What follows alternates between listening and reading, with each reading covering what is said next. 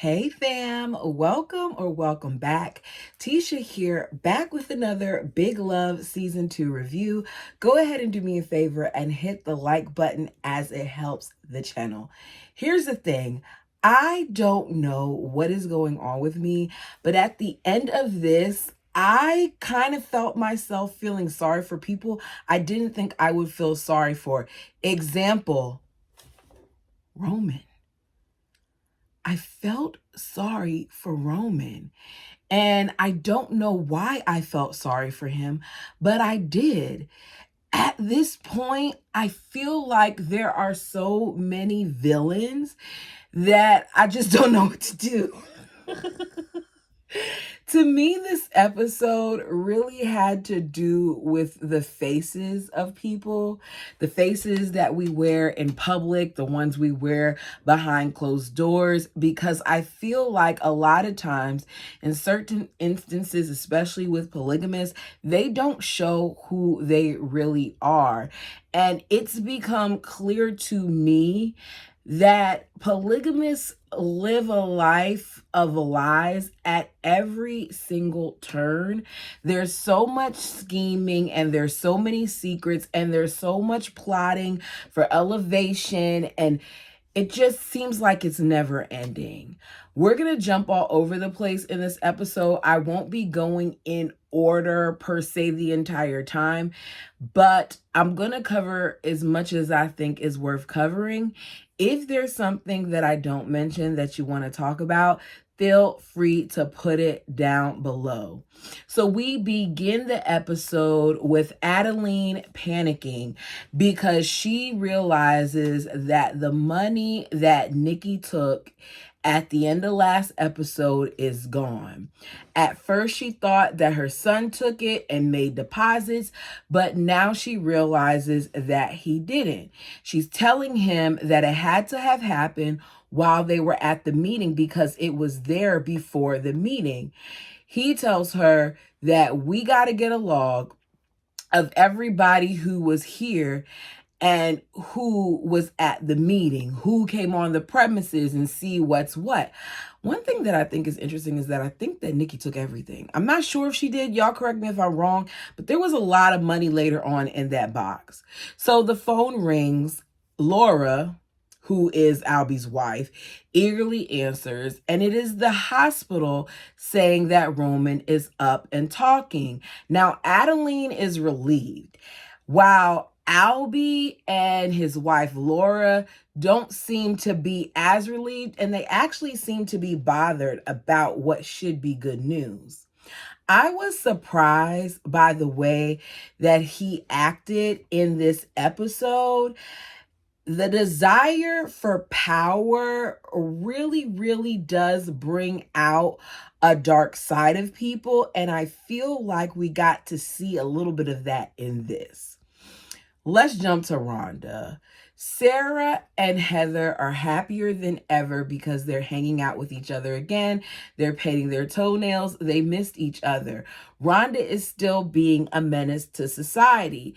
So as they're in there, she comes in and Sarah looks at her and she's like, "What are you doing in here, you rat?" And she ends up leaving out the room to go to the bathroom. So while she's gone, what Rhonda does is she accuses Heather of liking Sarah as more than a friend. She says, "I see the way you look at her.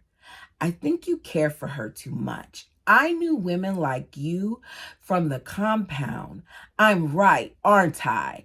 And she tells her she looks guilty because, she's like, no, but she's like, you look guilty. And I never got that vibe from her. So I was a little surprised by it. But then with her reaction, I was like, okay, maybe she is fluid. Like, I don't know. But there seemed to be a little bit of pause there. So she's like, I want Sarah to come to my event.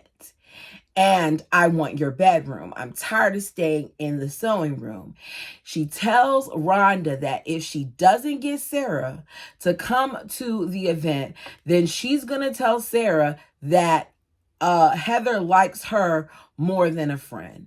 Heather looks terrified because this girl has made Heather's house uncomfortable for her from the moment that Heather realized who she really was.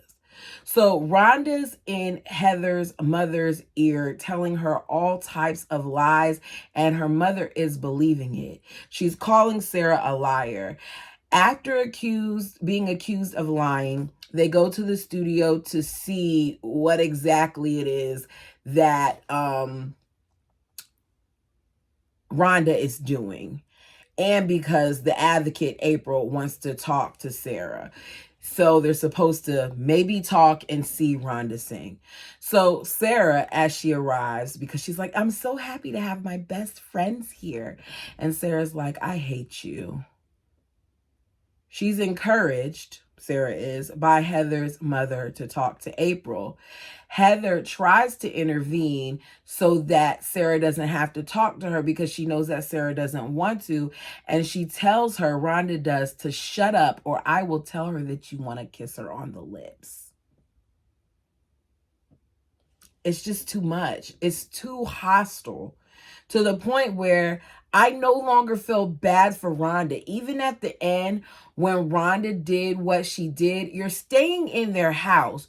So you looking all sad at the end of the episode does nothing for me because you could have stayed there and been a nice house guest, but instead you turned it into something that it didn't need to be. Let's jump to Frank and Lois. So Frank comes to the gas station to rub it in Lois's face that she no longer is a business owner. I think it's so messed up the way that situation happened.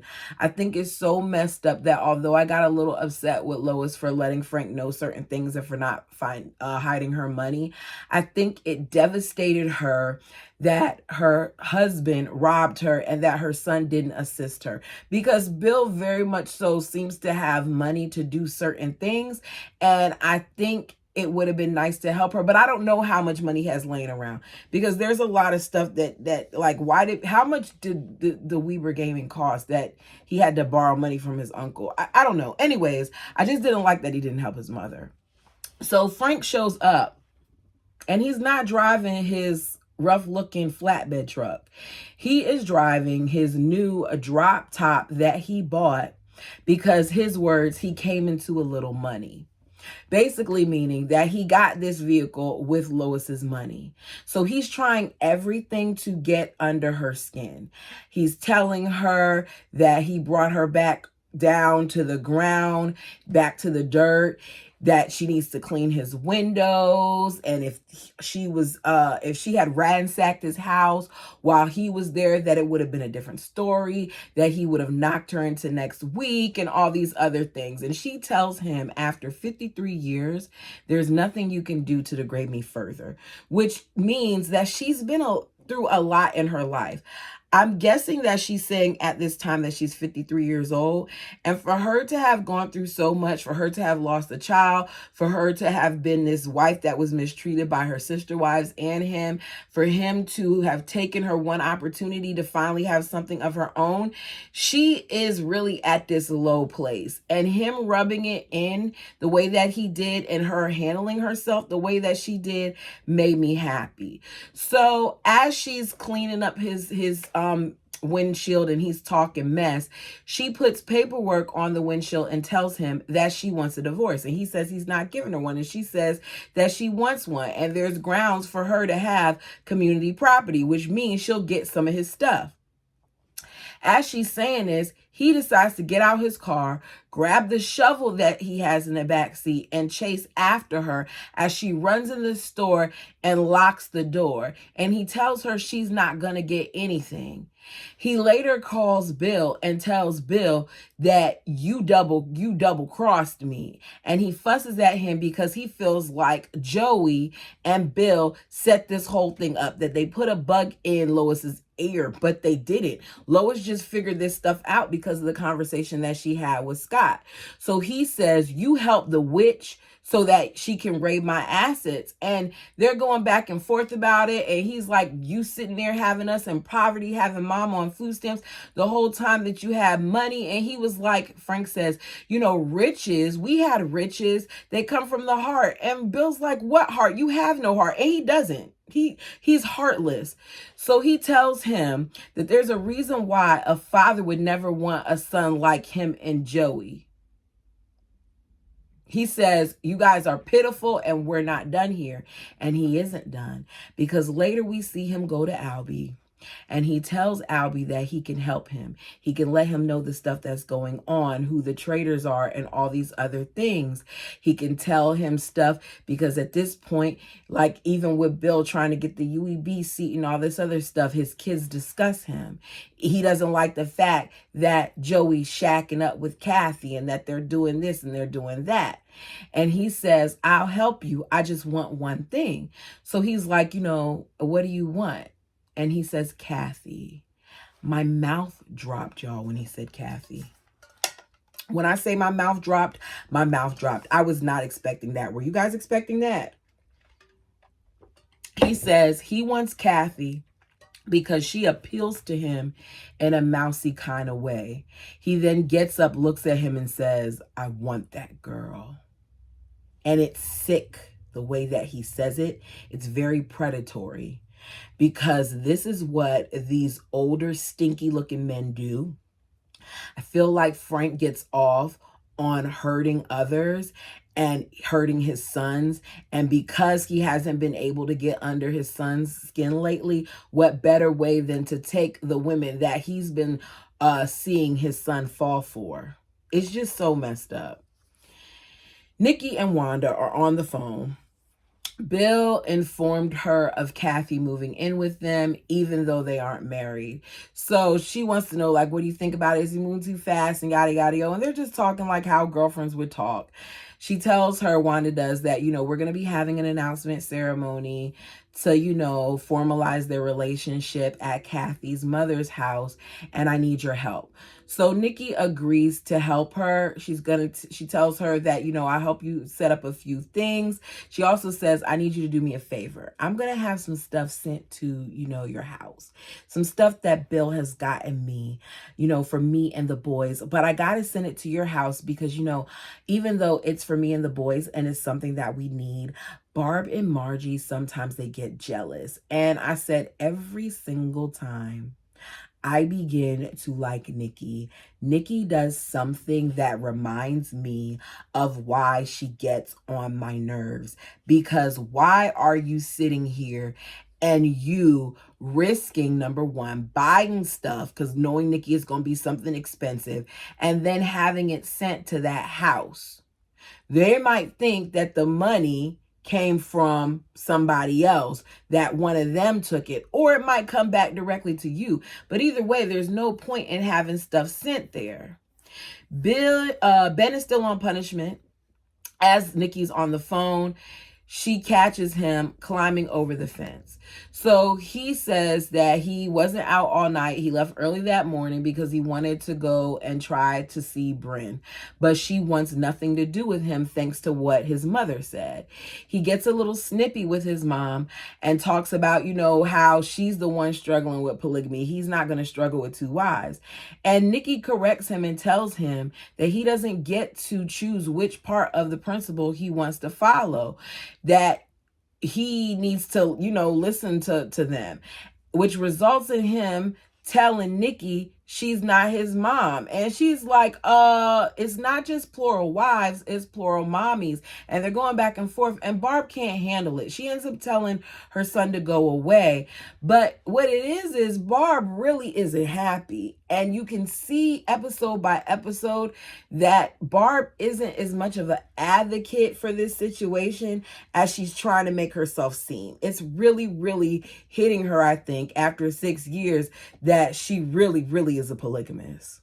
So Nikki is planning the party of our party. She's ordering ice sculptures and food and platters and reserving banquet spaces and all of these other things because she's funding this party that she's throwing with some of the money that she stole from the compound. Money that really kind of puts her brother in a bind. Albie, however, quickly figures out what Nikki is doing because someone called him to let him know. So he canceled the party that was supposed to be held at the banquet. And He says it's not going to happen because, number one, I didn't approve it. Number two, their marriage is unsanctioned. It has not been approved for them to be together. Nikki lets him know, you can't tell me what to do. She says, I'm through with that compound stuff and I'm through with you. I don't care about the compound anymore. All that's behind me. Papa's not even dead, thank goodness. So stop giving yourself such airs. He says, your party has been shut down, Nikki.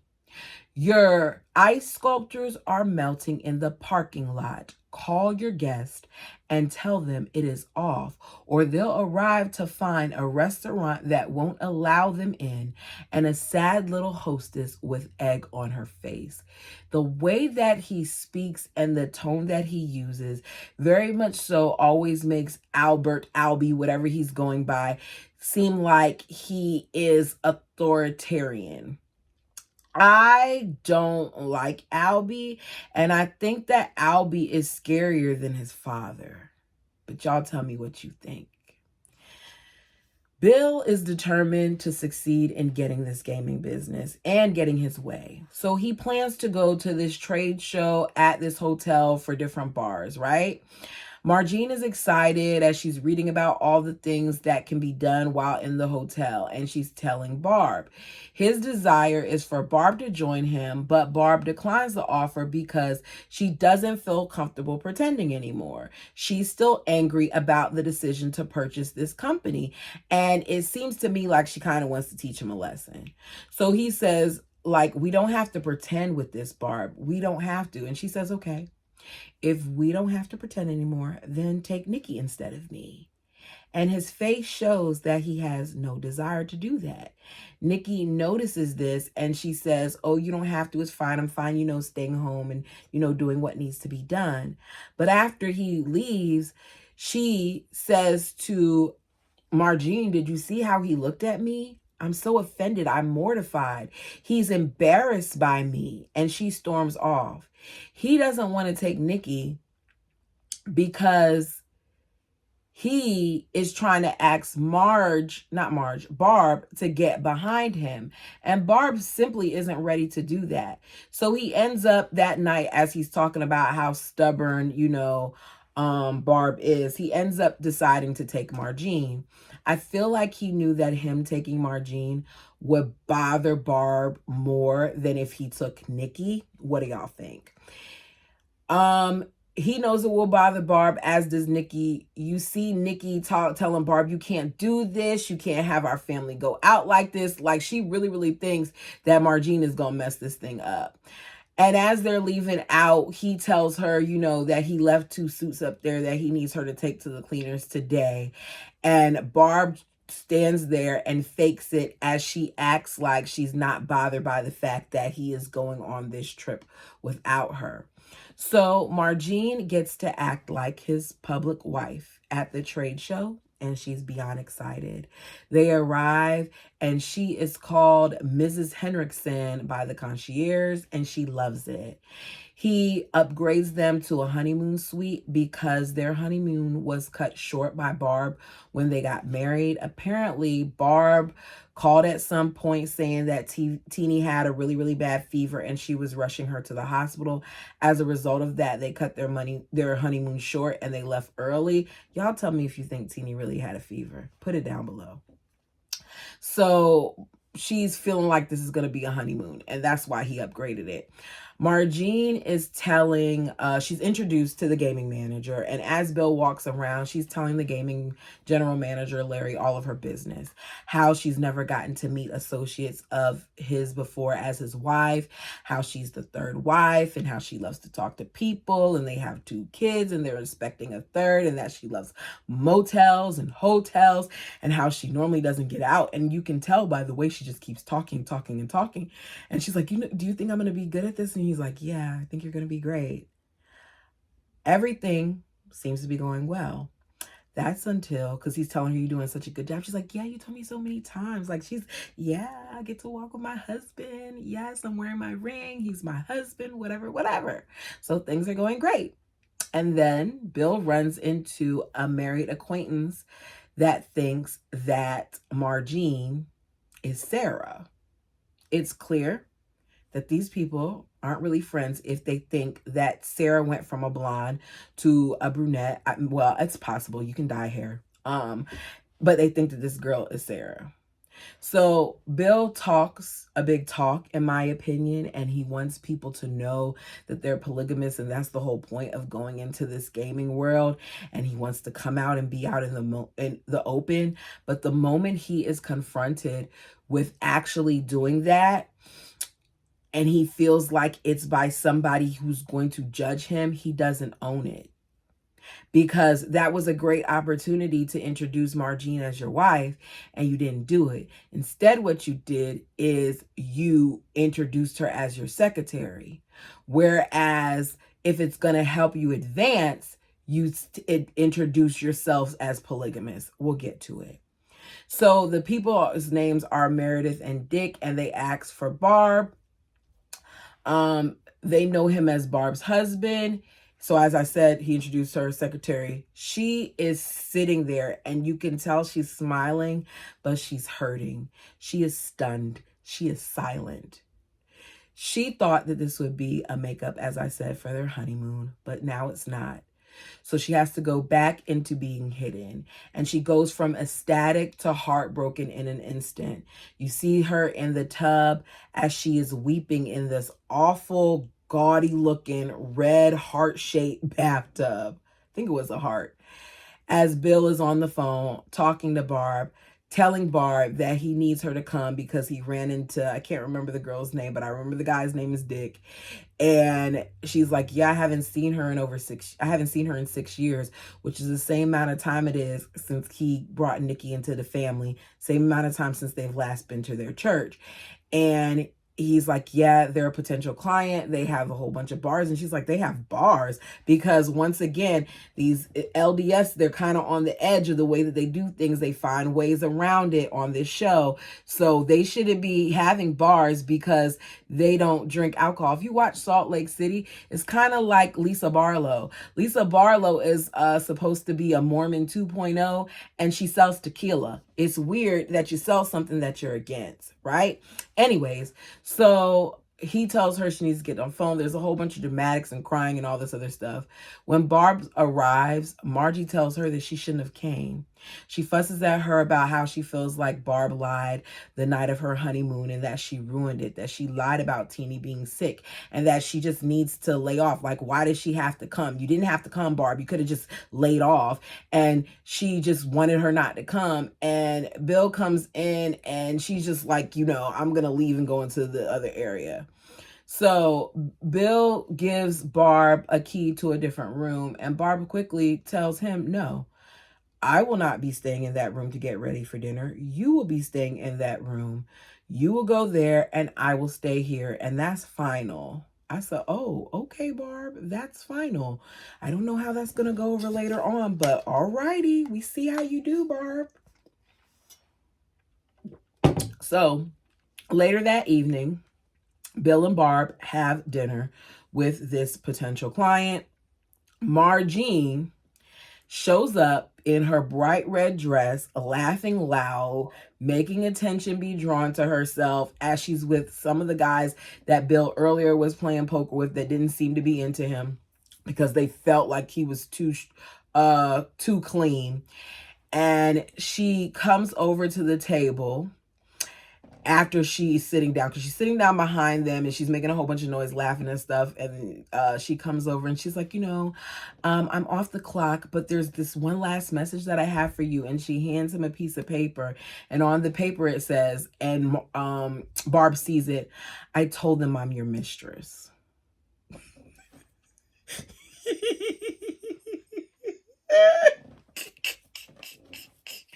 The way I laughed at that thing, because I'm like, oh, okay, Margene is playing dirty. She's normally the one that doesn't cause problems, but Margene at this point is like, no, you're not going to upset me. You're not going to have me think that this is about to be a second honeymoon for us and then kill it by bringing Barb here and then sit here and expect me to not act up. I'm going to act up. This complicates things for a second because Bill sold himself to the other clients as this squeaky clean poker playing possible Mormon, because they were offering him, he's like, he doesn't smoke, he doesn't drink, so they put him in the box of Mormon, right? If I liked Bill, I would have been annoyed with what Margene was doing during dinner, but I'm glad that she got under his skin, because Bill often gets under my skin and the other people around him. So Bill comes up with a solution that seems to work for him.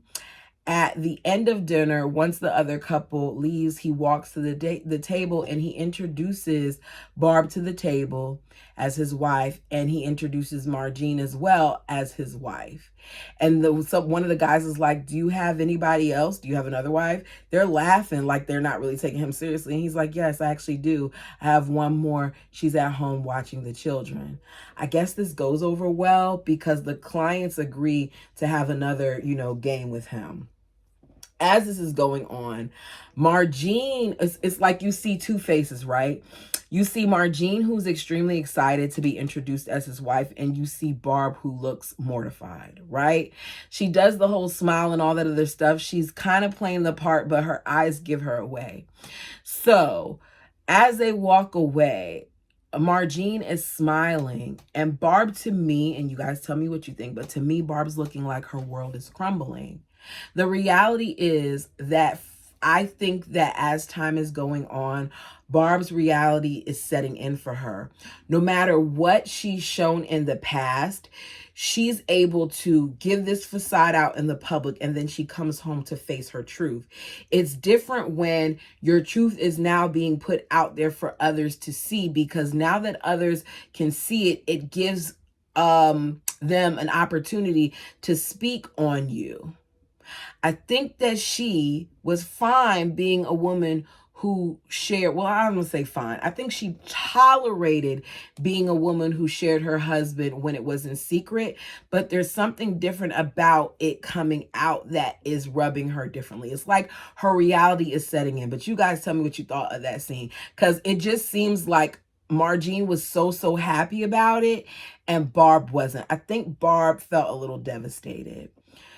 So despite Joey originally being against adding a second wife, Joey seems to now be ready to add another wife. He now seems to be ready for Kathy. Kathy, who was brought in to help by his mother with the baby when Wanda was in the hospital trying to recover, has seemed to get his favor. She, to me, seems like she's a genuinely nice person. And the moments that you see with her and Wanda are sweet. And the moments that you see with her and Joey are tender. You can tell that she's warm to him and he's warm to her. Because before it just seemed like she was really into him. Now it seems like he's into her as well, because there's some affection there. There's some, grabbing of the waist and holding of the hands and looking of the eyes. He looks like he's into her. So as Wanda is in the house looking at the mirror watching on, Kathy and Joey are planting flowers, right? Outside. Joey tells Kathy that she's the best thing that could happen to them. I said, wow, it's amazing how quickly this thing shifted here, right? Kathy tells Joey, I love you and Wanda. And she lets Joey know that Wanda has been kind of having a rough time, that she's been pacing all night, and that she hasn't gotten any sleep in like 4 days, which goes to show you that this is affecting her. Because Wanda is putting on a brave face, but Wanda is bothered. He says to her, please do not let people know how much she's struggling with this. If they ask you how she's doing, just say that she's doing really well. Meaning, although Wanda at one point suggested this, although Wanda at one point felt like this is something that they should do, she doesn't want this to be the case anymore. And it's a reminder of how hard it often is for the first wife, especially as different wives are added. Because Joey was the one who said he didn't want this. And here he is. Maybe it's the way things happen. I just thought about that. Maybe this is what happened with Barb. because Barb was sick. Nikki was brought in to help out with Barb, I'm guessing, and maybe the kids. I don't know, because they said something about her nursing her, but that can look different ways. But maybe in the midst of helping Barb, maybe Bill fell for her. Like, I don't know what the situation is, but it's just making me wonder if that's a possibility. And I didn't think of that. Okay, I see what you're doing here.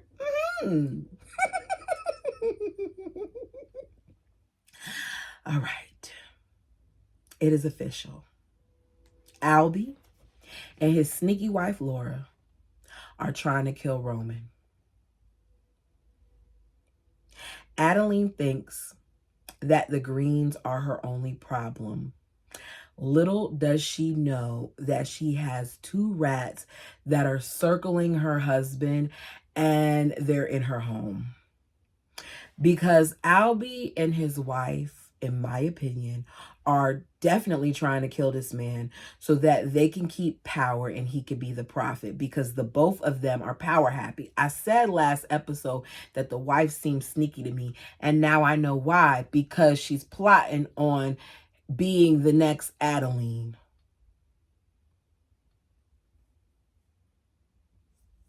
They show up because, remember, I told you earlier in the episode, they got the call that Roman is doing better. Well, not, yeah, he's responding and he's talking. So they show up at the hospital to take Roman home, despite the doctor being adamantly against it, despite the doctor saying he should not be out of this hospital. He needs to remain in this hospital. Laura feels like, because she's a registered nurse, that she can take care of him, and should anything go wrong, she can consult the doctors.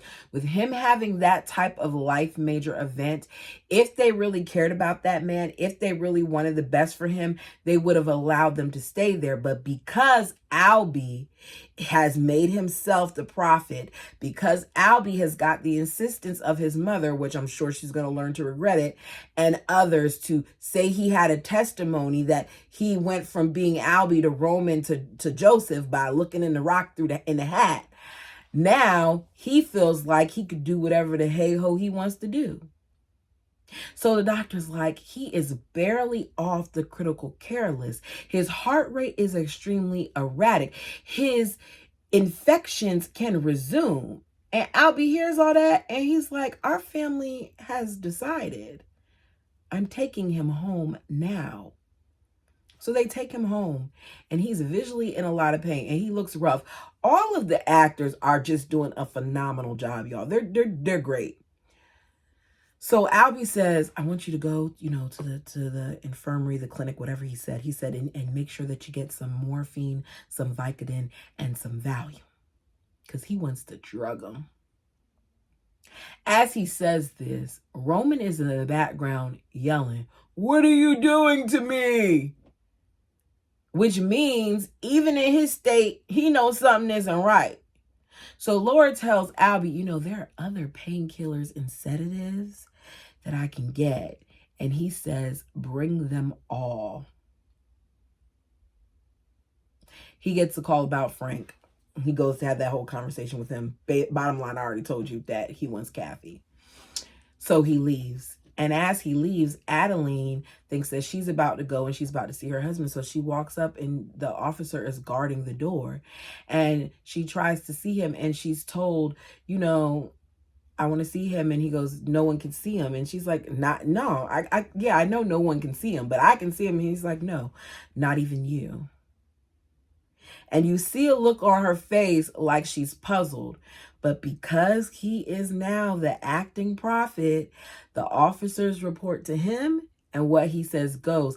Oh, shoot. I should have paid attention to see if the officer that said that was the same guy who who vouched for the testimony.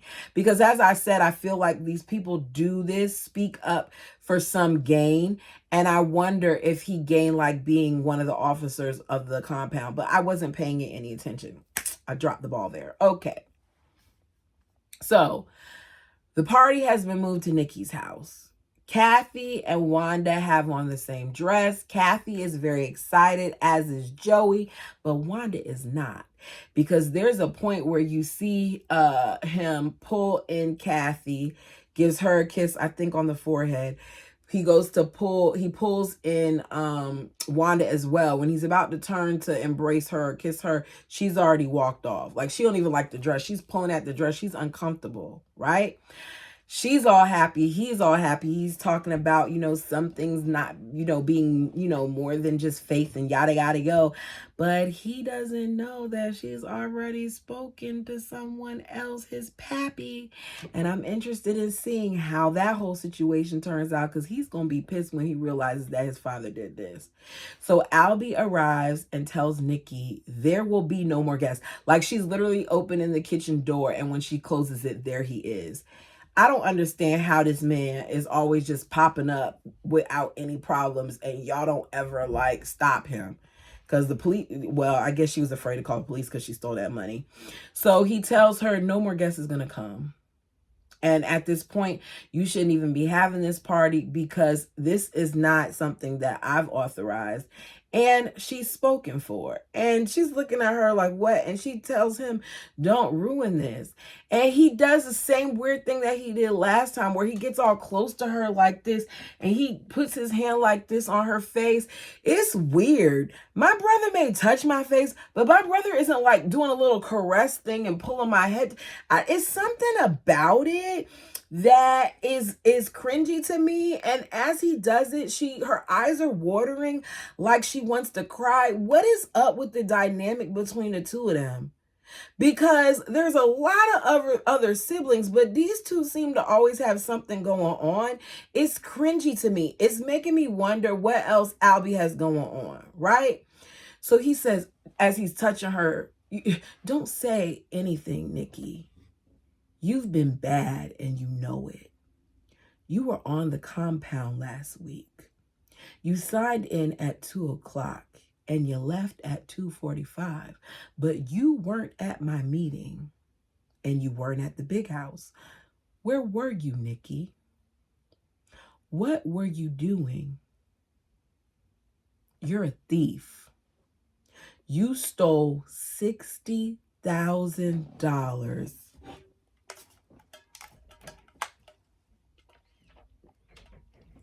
Nikki. Now, I knew she took some money, right? I saw them bands. I saw that. We ready to go to the bank. We got the band on here. We got this from this person. That thing was banded up, ready to go. It's $60,000, you guys. She took $60,000. Nikki is a gangster. Nikki is a G. Who is bold enough to go up in the office, find the box, take the stuff? Now, most thieves are only going to take a little bit. At least that's what I'm told, because I'm not a thief. But from what I've seen, most thieves only take a little bit. Nikki said, forget taking a little bit. I'm going to take this whole thing and make it seem like it's on him, not on me. $60,000.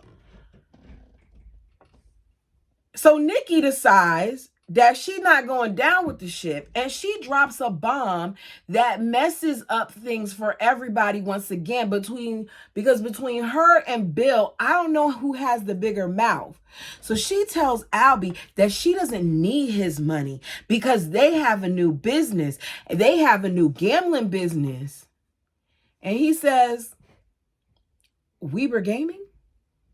And she looks at him like that's the right answer. And she's a little concerned. And she walks, she turns her head. And he says to the officer behind him, let's go. As he has this diabolical smile on his face. Because now that you said Weber Gaming, Albie knows that more than likely your husband, Nikki, has something to do with it. So let's finish this up. April knows that Rhonda is a liar, because as she's talking to Sarah, Sarah's like, she's like, I know she's a liar. So she tells, Sarah's like, why are you hounding me so bad? Why are you, going after my family? And she's like, Sarah, I used to be like you, thinking that it was my parents that were polygamous. It wasn't me. She tells her, I got to know your mom. She's a good woman in a bad situation, but you don't have to protect her. I know it tears you up because all you want is a normal life, but every corner you turn, you smack into the consequences of her choice. I said, wow, what a way to put it, because it's true. And you can tell it's true based on the way that Sarah's expression changes and how her eyes are so beautiful, how glossy her eyes are, and how expressive she is. She said, it's okay for you to say you've had enough. It's okay for you to let go of her. Do you know that? Tell me you know that. I would love it if you would stay. And Sarah stays and watches the thing that they got going on. And you see Heather talking to her mother as she's looking on at Rhonda that's sitting in the couch, which makes me think or hope that she's finally telling her what some of the stuff that Rhonda's been pulling and how Rhonda lied and all those other things. You see Rhonda looking on it like she's concerned. Then you see Rhonda stand up. The music is playing. Rhonda is about to sing. The TV is on so Roman can see and he can hear as we watch Laura drug him. Albie says, sleep, Papa, sleep. I'll avenge you. He'll pay. And I say he has to mean Bill.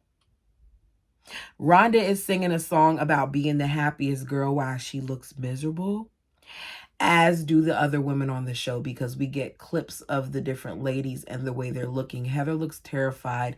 Sarah looks hurt.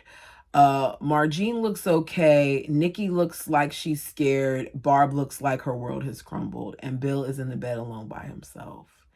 You guys, this was a really good episode. I hope you liked the review. As I said earlier, like the video, it helps the channel. If you've been here a few times and you haven't subscribed yet, what are you waiting for? We're on the road to 5K. Sounds like a crazy number, but that is my goal for the end of this year. I don't normally say my goals out loud, right? Like I'll say, ooh, I want to get to, I want to get to 150, or man, I remember when I was saying that I wanted 500 and stuff. It's crazy how this thing has grown. I'm so grateful for you guys. Anyways, so I had wrote down that I wanted to get to 5,000 this year. Now, I've had other goals in my head, like I wanted to get to 2,000 by the end of last year, but I never said it. And other people were saying it, y'all were saying it, and when it happened, I was oh so psyched because it was one of my goals. But I have this tendency not to say things out loud just because I don't want like other things to get in the way. If it happens, great. If it doesn't, I'm not going to be too disappointed, but I feel like it could happen because we got a great community over here. Anyways, I'm rambling. Thank y'all so much. Let me know your thoughts on this. What do y'all think about Rhonda? Better yet, what do y'all think about Albie? Because I think he's about to tear some stuff up. But you guys let me know. Until next time.